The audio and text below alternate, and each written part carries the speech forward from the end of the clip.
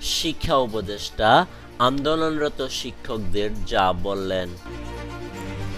বৈঠকে সরকার বাড়ি ভাড়া ১,০০০ টাকা বাড়াতে চেয়েছে, কিন্তু শিক্ষকরা বলছেন ২০% হলেও বাড়াতে হবে বলে দাবি তোলেন।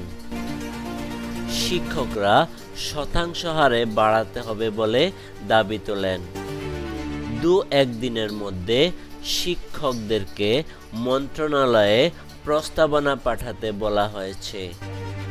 পরবর্তীতে শিক্ষা মন্ত্রণালয় সেগুলো নিয়ে অর্থ মন্ত্রণালয়ের সঙ্গে কথা বলা হবে। জাতীয়করণ একটি কঠিন বিষয়।